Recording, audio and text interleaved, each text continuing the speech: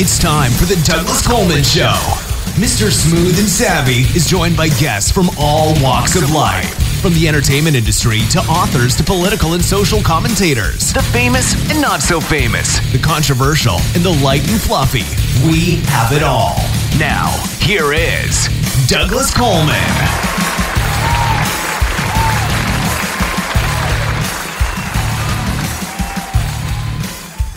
Well, hello there. Heidi, heidi, ho, hey, hey, hey. Hee, hee, ha. How are ya? How are ya? Welcome to the Douglas Coleman Show. It's me, Douglas Coleman. Thank you for joining us. Nice to have you with us. We got a music show today and a musical guest. Somebody I was very happy to talk to, and when I found out that him and I were about the same age, I was even happier because it's easier to talk to somebody on a musical level who is from your same sort of generation because you grew up listening basically to the same music that they played back in those days. We didn't have, all the choices that you've got now online, and you kind of listened to what they put on the radio. So no matter where you were in the United States, pretty much got the same music. The top 40 was always the top 40. Well, I think it still is now, except that you've got 5,000 other choices other than the top 40. Where back then, it was before MTV, it was before basically everything. And you just sort of listened to what was out there. Didn't have that many options. So, the person who's here today is named Ray Dafrico, spelled D-A-F-R-I-C-O. And we've got 3 of his tracks. 2 of them we played during the interview, and 1 I'm going to play in just a couple of minutes before the interview. Ray is from Atlanta, although he's played around in New York, which is where I played back in the 80s. So we talk about that scene and how difficult it is to find parking. His new album is called Tunnel Visions, and it has been released. It's available on Amazon and probably all the other usual music outlets. You can also check out his website, raydafrico.com. For those people that have been asking, I am in much better health. I am recovered from my surgery. Things are doing well. I feel good. And we're back to a full schedule once-a-week show. So thank you to everybody who has inquired. I am feeling really good these days. So, without further ado, here is a track off of Tunnel Visions, and then we'll have the interview and 2 more tracks during the interview. This is called Give It a Try by Ray Dafrico.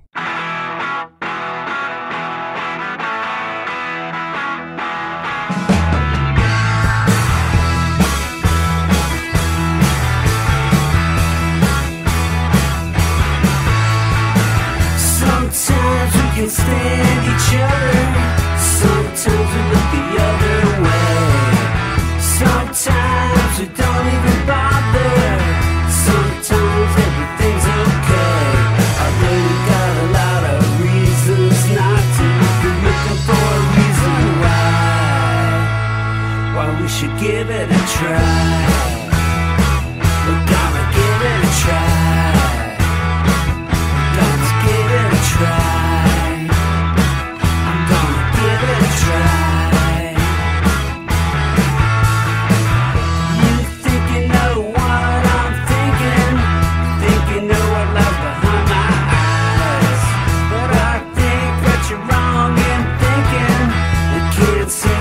Between the lines, although I got a lot of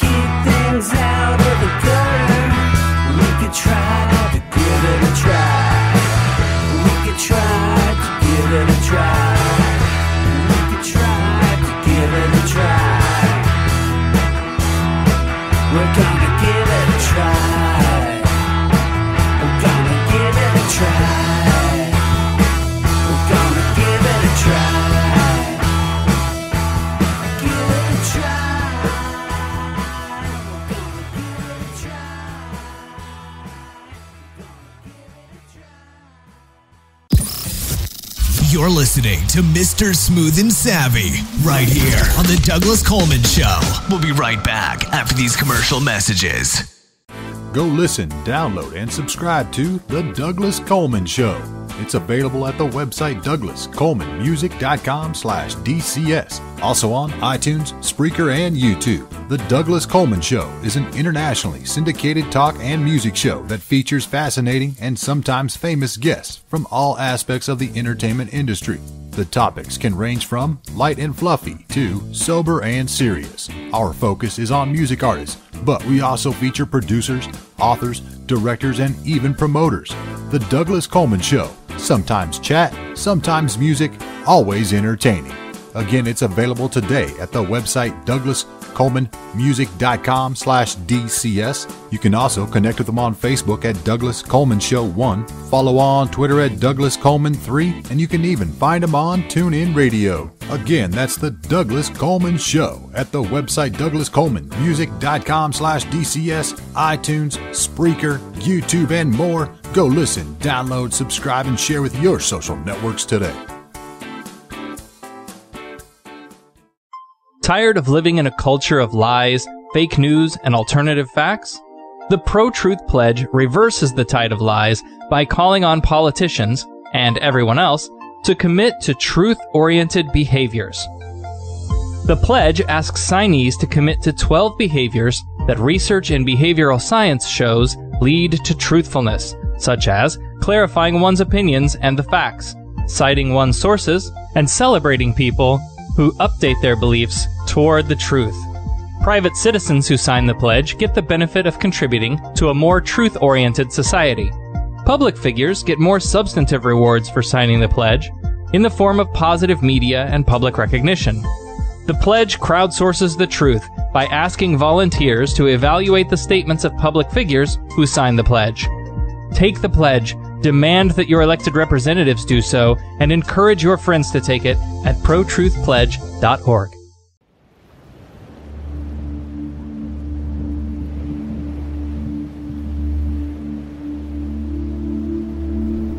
After the loss of my dog Mandy, I had difficulty sleeping.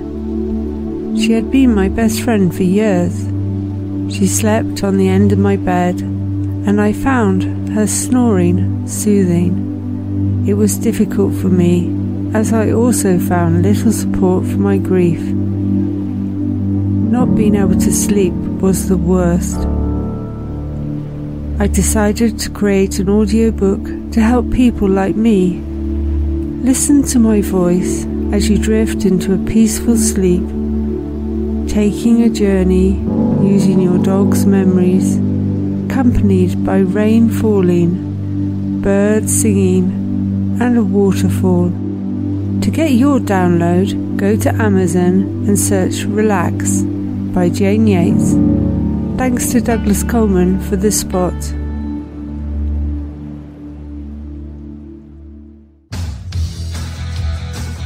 Hi there, this is Stuart Epps from the UK, record producer, engineer. You might have heard of me. I've worked with artists from Elton John to Led Zeppelin to Bad Company, Twisted Sister, Robbie Williams, Oasis, many great bands and artists in the past and the present and hopefully in the future. But you can work with me as well. You know, all you got to do is get in touch with me on eppsmusicproductions.com. That's EWPSproductionsmusic.com. And I can help you with your productions and with your recordings. A lot of people do home recordings now, which you can only take so far. Maybe they need a bit of professional help. So get in touch with me and we can sort it out. And thanks for Douglas Coleman for giving me this spot. Thanks a lot. Cheers, bye.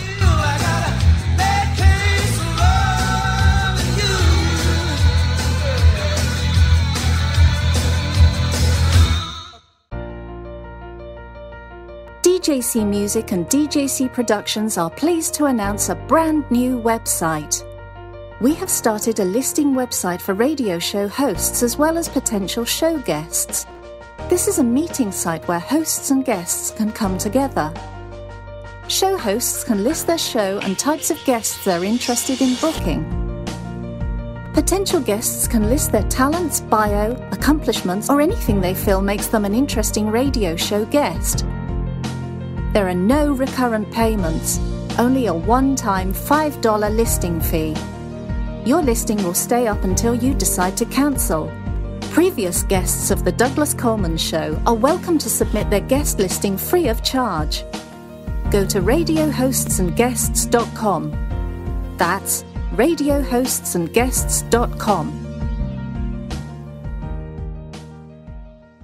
And now... Hey, Rocky, watch me pull a rabbit out of my hat. Again? Nothing up my sleeve. Presto! No doubt about it. I gotta get another hat. Now here's something we hope you'll really like. Okay, please welcome to the Douglas Coleman Show, Ray Dafrico. Hi, Ray, how are you? I'm good. How are you? Doing fine, doing fine. You are an Atlanta-based musician, songwriter. Are you a singer? Some would say that, yeah. Well, I didn't want to say singer-songwriter. But I am a singer, yeah. Okay, because on your bio it says musician and songwriter. So I didn't want to just say singer-songwriter because I've had people on that just were guitar player and songwriter and didn't sing. You're right. Okay. I guess you could reverse it, but yeah, I do both. So, you know. How long have you been in this industry? How long have you been around? A long time. Since I was 17, I'm 54 now, so I started around 81, 82. Oh, you and I are, yeah, okay. I'm 56, so we're kind of in the same generation. Yeah, we're in that age range. You know, kind of a 70s kid that started playing in the, you know, started sort of playing in the late 70s, but really got it going in the 80s, you know. Well, great, because then we're on the same wavelength of songs. If I mention a song from the 60s or 70s, you're going to know it. Yeah, okay, good. There's a lot of disconnect with people of different age groups that they don't know what you're talking about sometimes. So, well, yeah, it's really interesting because if you talk to somebody who's 20 years old, half the time I don't know who they're talking about. Exactly. You know, and okay, everybody's heard of the Beatles. You'd really have to be under a rock if you did not hear of the Beatles. But if you know, even if you mention somebody like from the 70s, like maybe Steely Dan or somebody like that, I've had 20-year-olds say who, you know, they just don't know. So who were your influences then? Had to be from the 60s, 70s kind of music. Yeah, right? Obviously, it was a lot of British influences. I mean, early on it was bubblegum. I tried to avoid, I always use the Partridge Family as my reference of starting music because they were the first thing I ever saw. But oh, nice. Yeah. I need to quit quoting that. I say it in every interview I do. It's like, all I talk about is the Partridge Family. And, you know, some people would laugh at that. But, you know, at the time, I didn't know they didn't play. I was 8 years old, and it inspired me and, you know, got me into the Beatles and the Stones. And, you know, most of the stuff I like is pretty much 60s, 70s bass until punk rock. And even in punk rock, I prefer the late 70s punk rock to the maybe 80s and what turned into, you know, hardcore and all that. Were you a Sex Pistols fan? Oh, I love the Sex Pistols. Yeah. That kind of changed my world and a lot of people's world. A friend of mine played me that Nevermind the Bollocks, and it just blew my mind. You know, it was really great. And in fact, their first U.S. show was in Atlanta, so a lot of my friends were at that show. Peter Buck from R.E.M.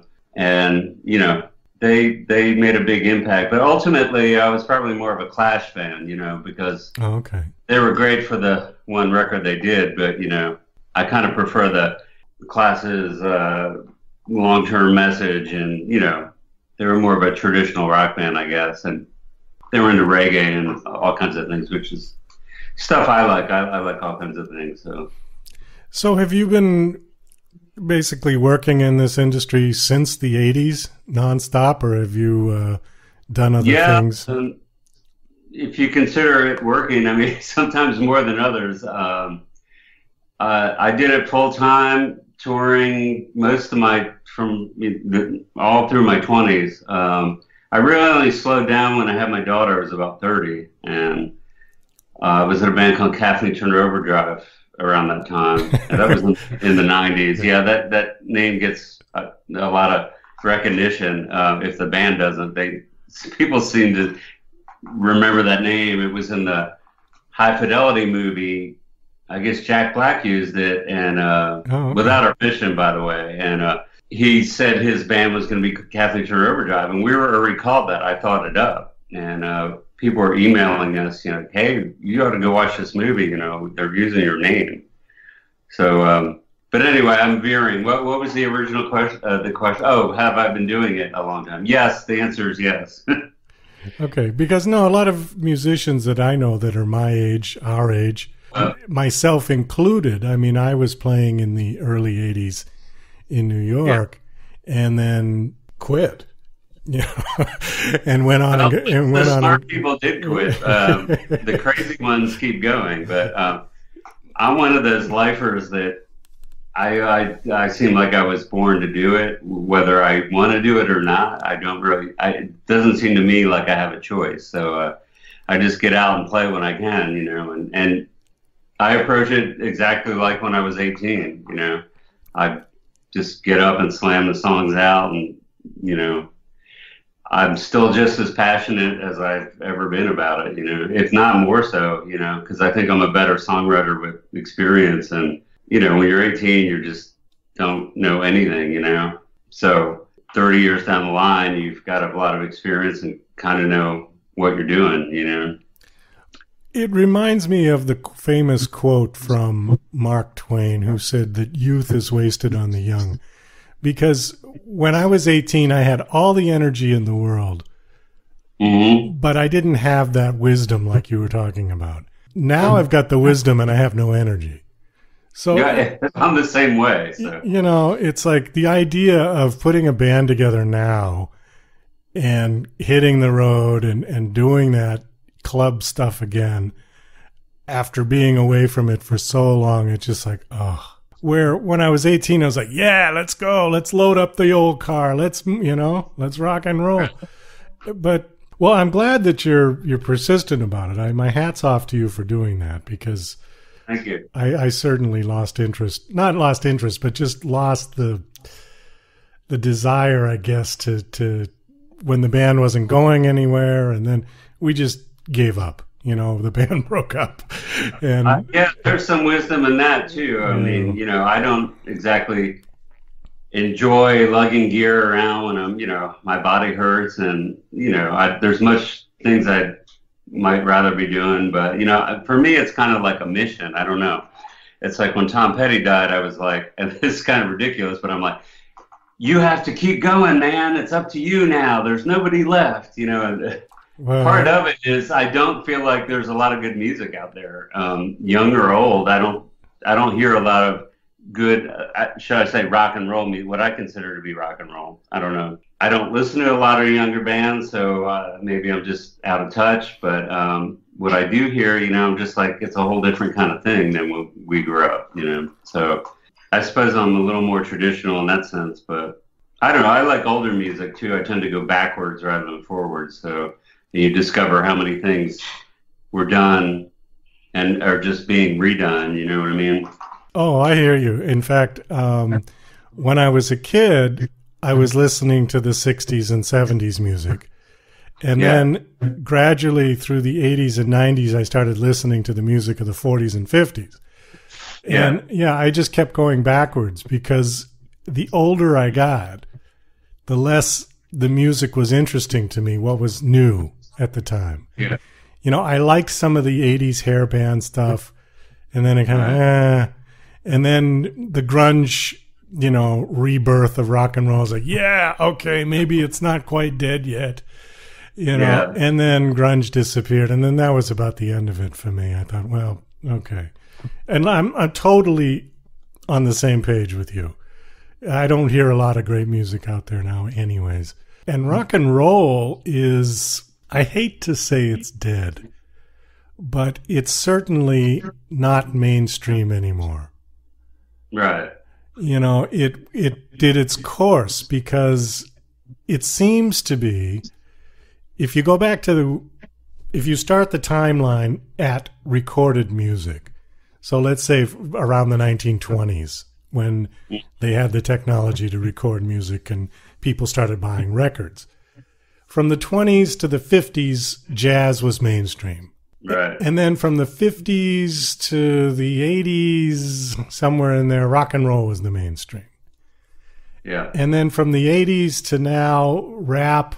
But even rap is kind of, I think it's done its 30-year course. The problem is, what's next? You know, what has not been done yet? And I think, like you said, it's just a lot of rehash of everything that's gone on previously. Right. I can't imagine there's going to be some great revolutionary new sound, because I think technology has kind of killed it. You know what I mean? Yeah, I mean, well, the weird thing is, I guess a lot of younger people are into DJs now. Like we went out to California a couple years ago and did a tour. I remember booking a show in California, which turned out to be a great show, but they had a big scheduling conflict with my band and the DJ. They were like, well, we have a DJ. I was like, we're a live band. Why do you have a DJ? You know, it's like, wouldn't you prefer to hear the real thing? And apparently not. You know, it's like, I know a lot of people that are just DJs. I mean, and I actually thought about doing that because I think I'd be really good at it. I have a good ear for a lot of diverse music, but still, I'm a live music guy, and it's just kind of bizarre to me that people would kind of prefer to hear someone playing records, you know. I can remember when we were playing in the early 80s, you know, before the internet, before any of it. But the one enemy of the live musicians, the club musicians, was the karaoke machine. Yeah. That was what was just starting to come out. And a lot of places in New York that used to hire live bands were replacing the live bands with karaoke machines. Right. You know, because they're cheaper and because, you know, it just was easy. And then the whole place gets up and everybody thinks they're Elvis Presley.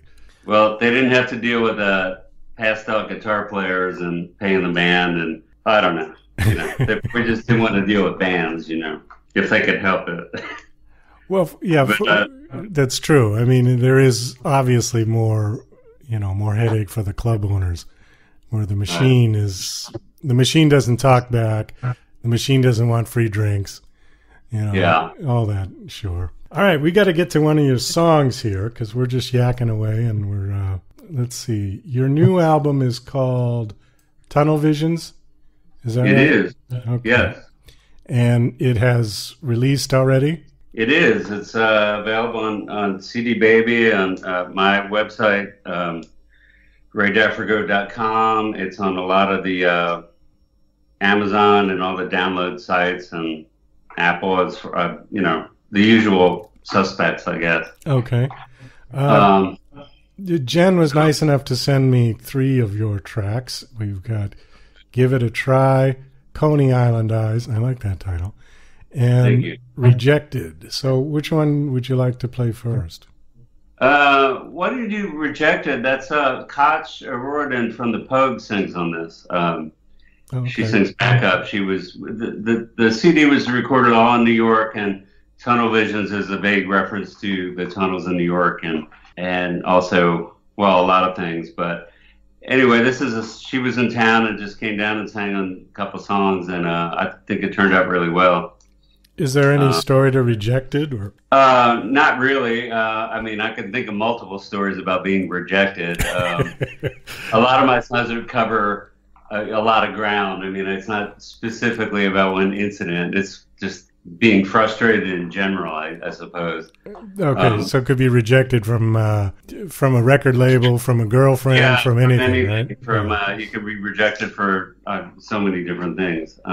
It's just one of those angry kind of songs. I write angry songs with happy lyrics, or no, happy music with angry lyrics. That's I like that. Yeah, I definitely like that. Reminds me of Steve Martin's comedy routine.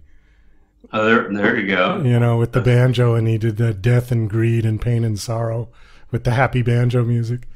But, well, The Jerk is one of my favorite movies. So, you know. All right, let's have a listen to this. This is Rejected by Ray Dafrico.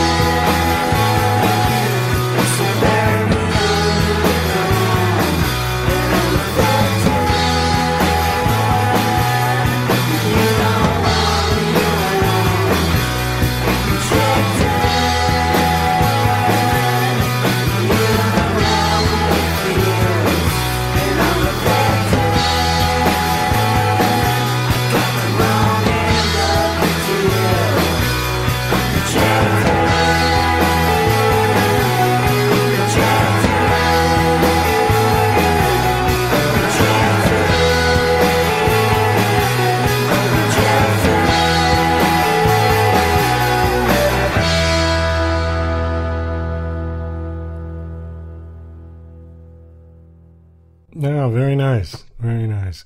Thank you. Yeah, good old rock and roll music. Real drums. That's the first thing that caught me on this song. Oh yeah, they're pretty in the mix. Oh yeah, they're way up in the mix, and I like we it. were trying to take some of it out, but yeah, I like drums, you know. So I do too. Yeah, rhythm, you know. So, and you know, we were talking about new music and things. That's one of the things that is sorely lacking in a lot of the techno sort of computerized music, is that a lot of people just use computer drums.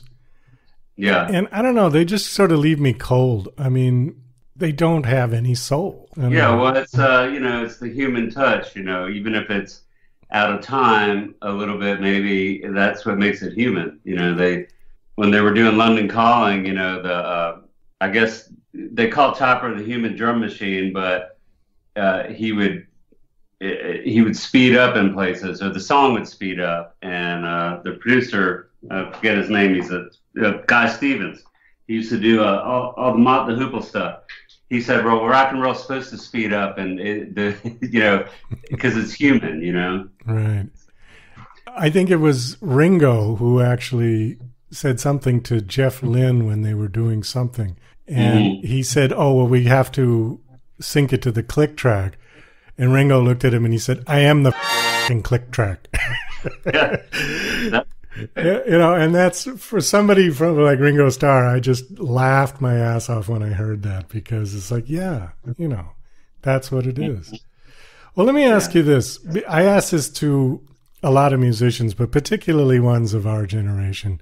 And since you've been in the industry from day one, basically, give me your overall sort of, you know, was it better then or better now? Or, you know, how is the technology? What do you think of it? I mean, has it destroyed it or has it helped you? Or it's kind of a mixed bag, because it's a lot of things I like about the past, although things are so much easier now, as far as there's things like email and cell phones. You know, my band used to book all of our shows on a payphone on the corner. wow.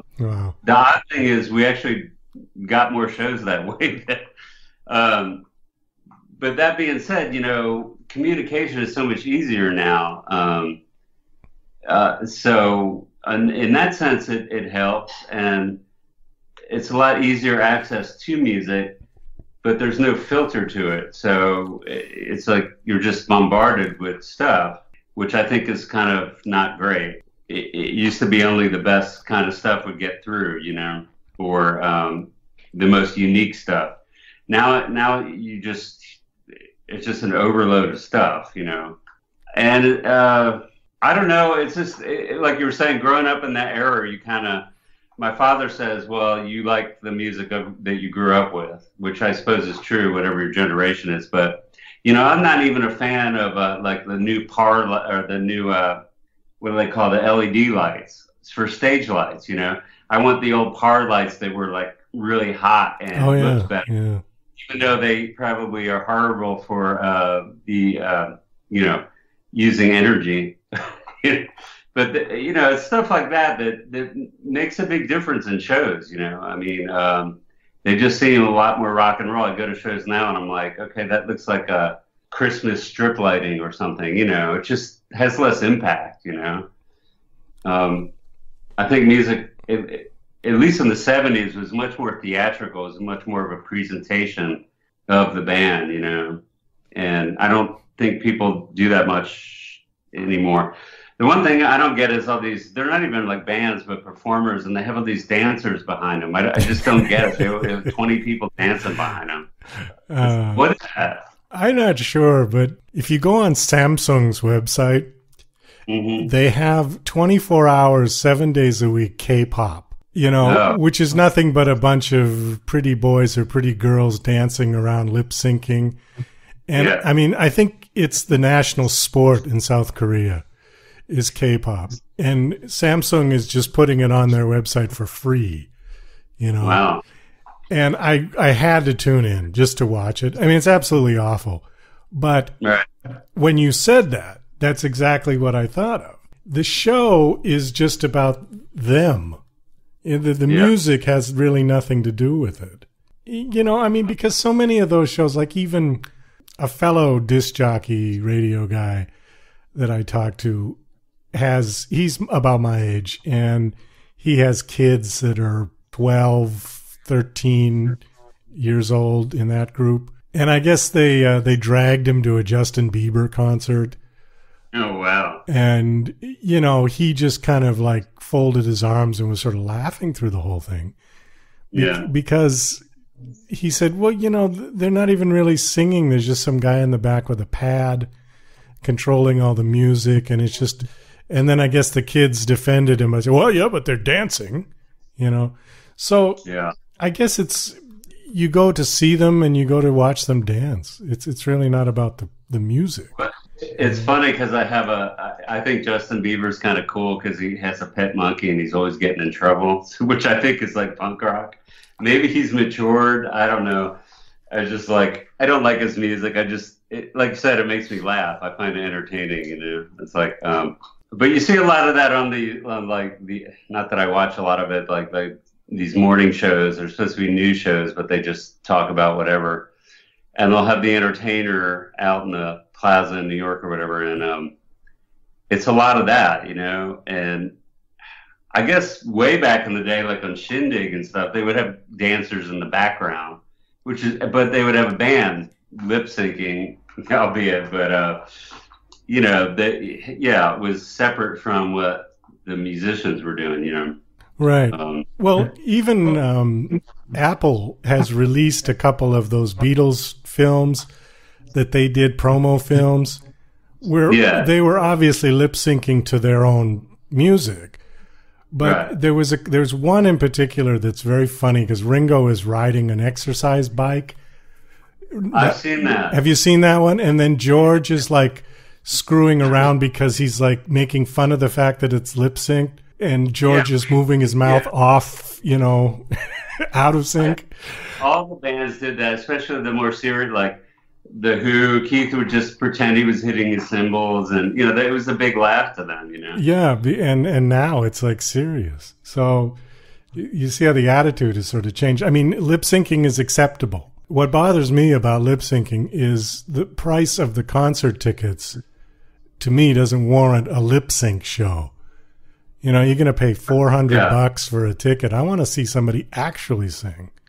Well, the price of any concert today is to me ridiculous. I know production costs have gone up and stuff, but the artists aren't getting a lot of that ticket price. It's mostly the promoters and Live Nation or whatnot, and it's a big corporate machine now. True. And a friend of mine is friends with Elvis Costello, and even Elvis has to, and people that are fairly well known, have to make most of their money off of selling merch and T-shirts. He compared it to the old days where the performers would sell their records out of the trunk of their car. It's about like that. Yeah, that's a good segue because that was sort of my next question. I'm assuming that since you've been in this business since forever, that you are making a living at it, and you don't do anything else to. No, I've always I haven't always had a job, but I've always tried to have something going on the side because I always played as much as I could. Never had a record deal, partly because we were smart enough not to get one. Like we kind of knew where that led. A lot of young musicians fall for that trap. Oh yeah, I'm gonna have a record deal, and they give you $50,000 and don't realize it's just a loan. And if you don't sell any records, you're gonna owe that. So while on one hand you might get in some magazines and be like, oh, well, I'm a rock star, you really get screwed ultimately. And my first band, the Nightporters, we weren't stupid. We all read tons of rock books. We heard horror stories, So we were very cautious, and although we might not be a household name, we were really popular in Atlanta and New York and a lot of other places. But we didn't ever get screwed by the record business. I'm quite proud of that. But that being said, we we're always on the road, you know, making money on the road and stuff. So it's a little easier then because the drinking age was still 18. So you can get people out to your shows because people come to drink, and, you know, it's kind of a different scene. Well, yeah, like there are, like I was saying, there's pros and cons to the technology. And I mean, recording's much easier, but, you know, the problem I have with it is like the mixing process.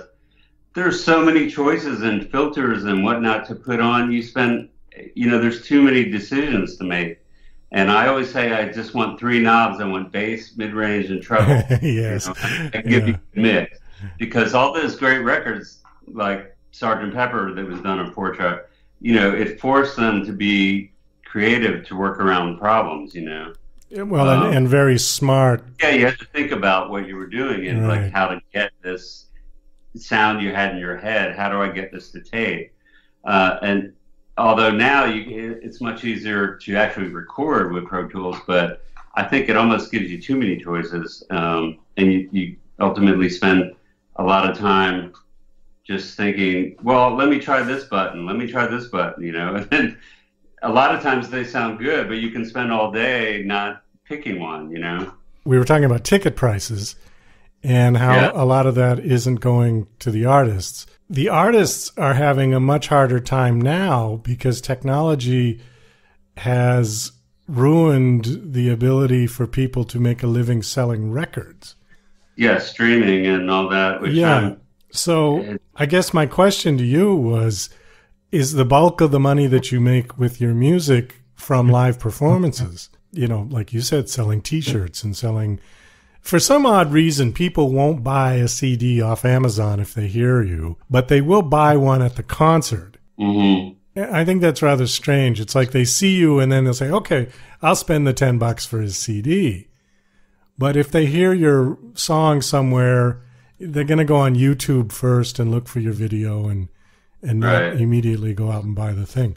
So is the bulk of the money that you would make with your music from live performance touring? Well, I don't make that much, you know, I'm not to the level where a lot of people are, where I can say, oh, I make tons of money at this. You know, I don't really even do it for the money. I do it because I love to play, and, you know, because I can't help myself. I have to just get this, you know, I have to be the carrier of rock in my mind. It's an addiction. It is an addiction, yes. Okay. But the problem is, only I know that, you know. I'm still waiting for everybody else to catch on. I'm the carrier of rock. It's hard to say. I mean, we did a CD release show in Atlanta for the Tunnel Visions, and, you know, I sold a ton of CDs. And me being a guitar player is notorious for not bringing merchandise to the shows.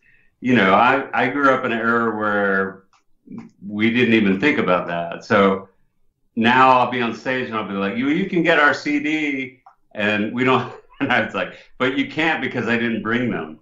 You know, it's like I don't even remember to bring them. You know, but since it was a CD release party, I did make sure to bring them that time. And we sold a lot, and we did okay at the door. You know, as far as playing nowadays, it's like a lot of the clubs, it's almost like pay to play, because they charge you this production cost off the top, which includes sound man and door person. And, you know, even though they should be paying those people out of the bar where they're really making the money. In the old days, you know, you could bring your own door guy to make sure the count was right. But, you know, now it's kind of like all the clubs get together and like, it's like the Hollywood movie system, you know, they all agree to do this. Okay, we're all going to have a production fee. So it's $250 or whatever off the top. So it's really hard. And then they have this kind of backwards thinking, oh, if we put 4 or 5 bands on the bill, we'll get more people in, which I've never agreed with, because back in the day, there was always an opener and a headliner. Right. And that way you would play a longer set so the audience could see more of the band they wanted to see. And not this whole rush thing of like, oh, you got to move, all these people moving equipment, you play for 20 minutes, you know. It's like a circus show half the time. Oddly enough, CBGB's was like that, which everybody thinks was great to play at. And it might have been for like a year in 75, 76, 77 or whatever. But, to play there was a pain in the ass because I don't know if you played there, but, the equipment, you'd have to load your equipment on, get off, and they'd have all these other bands on, and you couldn't park anywhere, So for a band, it was actually kind of a nightmare, No, but, I never played there, but I did go see a couple of bands there. Yeah, it had the legendary status, but I guess unless you were a fairly well-known band, it was they could just play your own night there. It was just like, oh, where do we park the van? In New York, it's these are practical band things, And that starts band fights. So who's going to actually park the van? Then you start yelling at each other. Who's going to sleep in the van? These are things that break bands up. Oh, yes, absolutely. I got a funny story about parking real quick, I'll tell you, and then we'll get to another one of your songs. When I was doing it in New York, our drummer had, now this was around 1980 to 81, somewhere in there.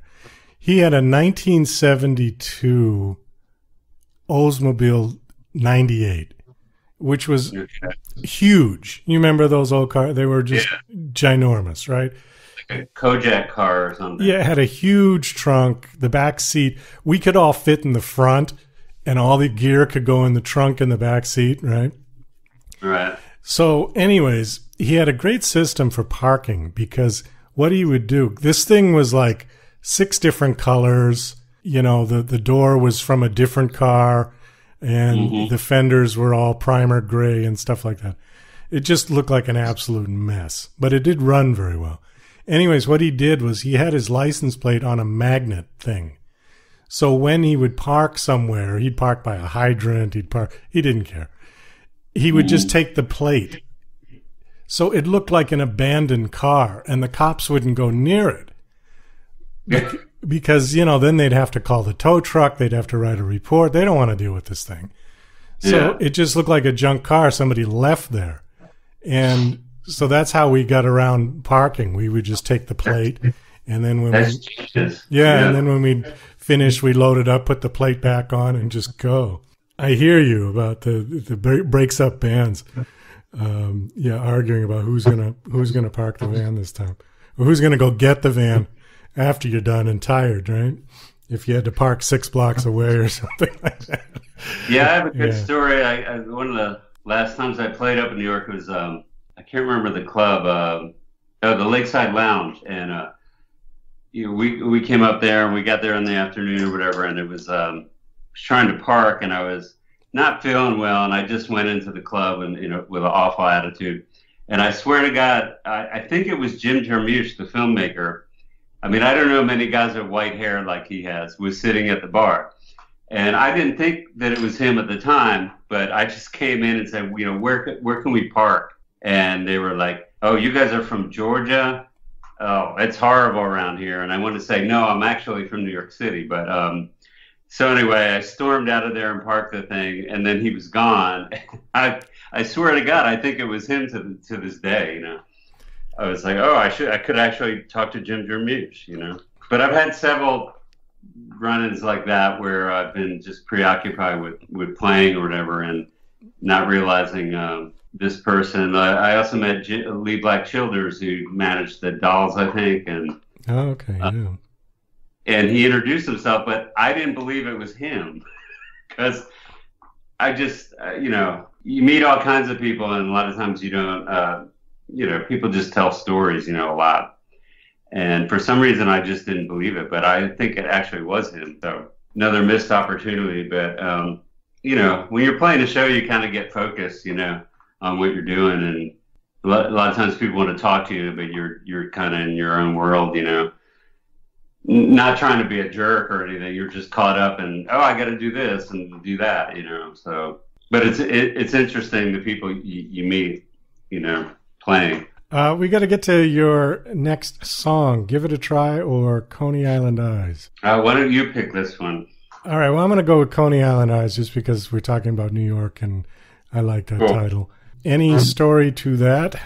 Not really. I mean, it's kind of a takeoff on Lou Reed's Coney Island Baby, sort of. Not really, but it was just some time I spent in Coney Island in the 80s, and it's such a weird place. I thought I had to write a song about it.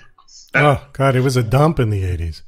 Yeah, exactly. Yeah. That's what I mean. And we were probably on enhancements, mind enhancers. So it was really scary that particular day. But like years later, this song came out of me. So I think it's kind of funny. All right. Well, this is Coney Island Eyes by Ray Dafrico.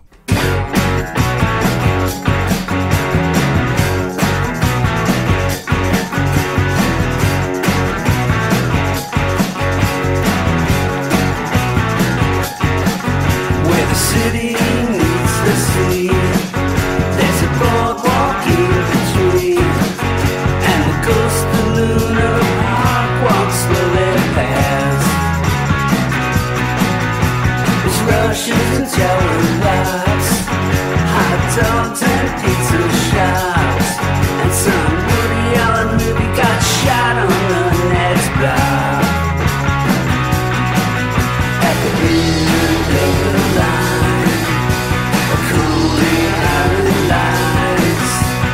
frozen in time, carnival signs of Coney Island eyes.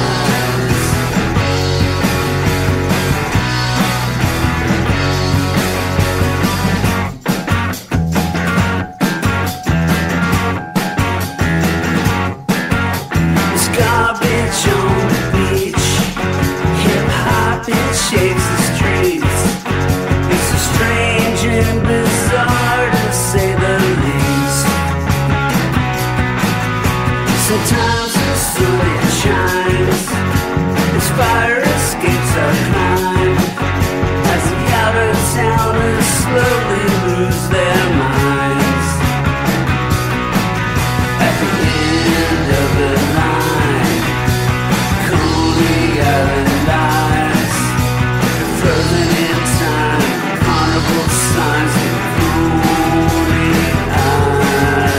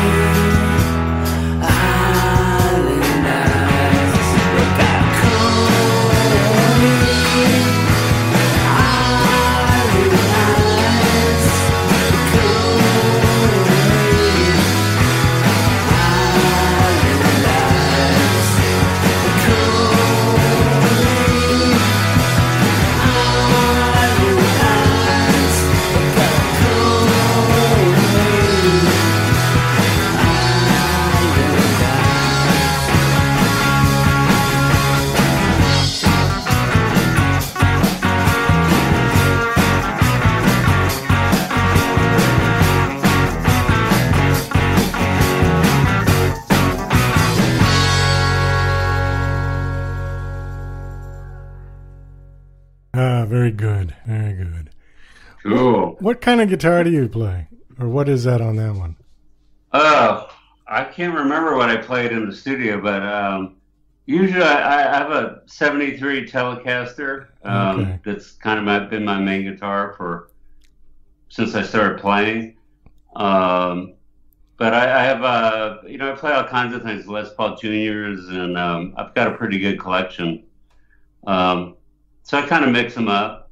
I've got a Dan Armstrong, one of the clear Keith Richards ones. I can't remember what I used in the studio. We did this at a little studio up in New York in the East Village, and they had some cool guitars there too. So I want to say it was a Telecaster. I'm guessing though. I don't remember. It's just got a particularly clean sort of sound. Yeah, that would probably, Telly's kind of, I like, the guitar sound I like is kind of in between clean and dirty, like kind of a Keith kind of sound. Yeah, Yeah. It's hard to describe it. It's not one way or the other, but, you know, I'm not one of these guys that just plugs into a Marshall and it's just distorted, you know. That seems too easy, and, you know, it's like, oh, yeah, I'm rocking now. But, you know, for me, it makes a lot of bands sound similar. I don't know if everyone thinks this way, but maybe guitar players do.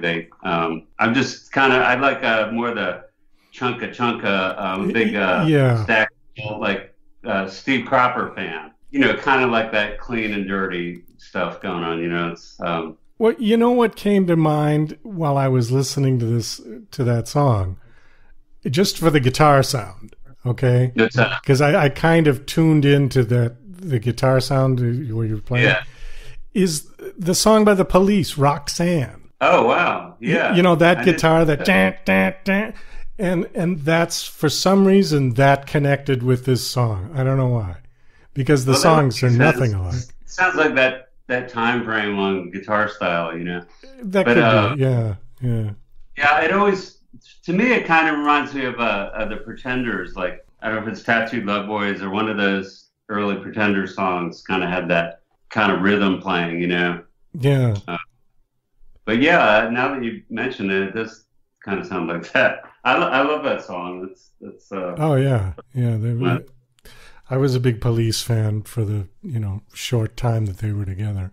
I like a few of the first couple records, you know. And, I remember seeing them with the Go-Go's. I saw the Go-Go's at a little club here called 688 Punk Rock Club, and it was a teen show because we were like 17, and so they played an afternoon show and it was like all these teenage guys just, you know, lusting after the Go-Go's. I think, you know, that's kind of how they built their career. I don't know, could be wrong, but they would all be winking at us and stuff, and we were all like, you know, I think I liked the bass player, Kathy Valentine, and but like a month later, they were opening for the Police at the Omni, the big Coliseum place. Oh yeah. That was wasn't that the one that they made the video, the Synchronicity? Was it there? I think later on. This was the album before the Synchronicity album.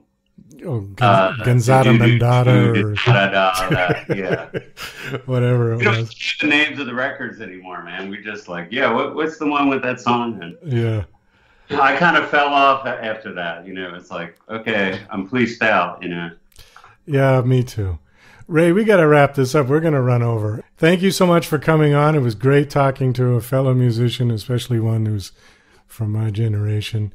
I'm sure we could have gone on for a long time. Good luck with the album. I hope it does well. Are you touring at all at this point, or?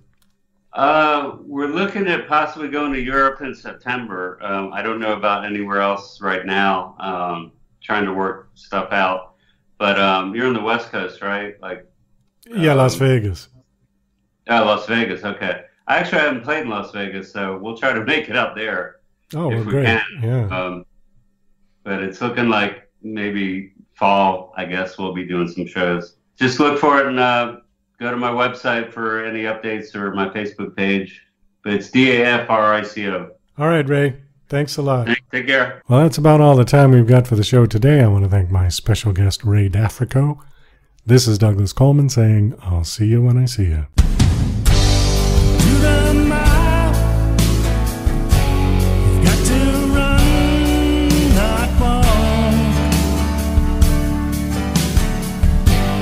Give us a